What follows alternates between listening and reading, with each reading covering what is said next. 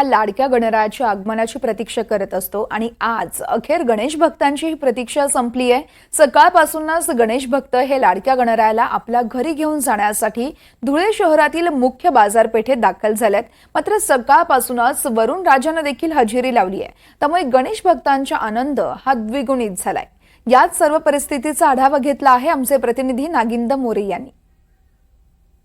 ज्या लाडक्या गणरायाची गणेश भक्त वर्षभर वाट बघत असतो, त्या लाडक्या गणरायाच्या आगमन आज होत आहे आणि गणेश भक्तांची वर्षभराची जी काही प्रतीक्षा आहे ती आज संपणार आहे। सध्या मी धुळे शहरातील मुख्य बाजारपेठ या ठिकाणी आहे आणि आपण पाहू शकतो या बाजारपेठेमध्ये मोठ्या प्रमाणात गणेशाच्या ज्या आकर्षक मूर्त्या आहेत त्या विक्रीसाठी या ठिकाणी ठेवण्यात आला आहे आणि सकाळपासून धुळे शहरामध्ये होत असलेल्या मुसळधार पावसामुळे कुठेतरी असं वाटत होतं की गणेश भक्तांचा उत्सव जो आहे तो कमी होईल, मात्र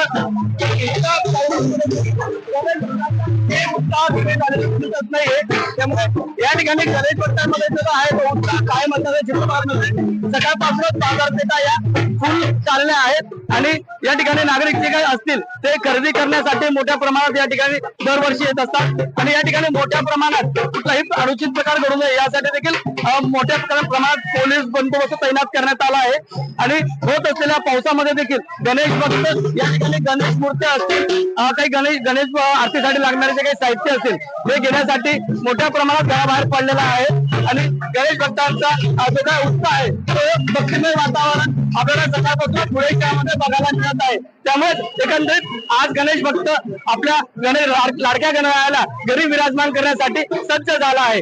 एनडीटीव्ही मराठीसाठी नागिंद मोरे।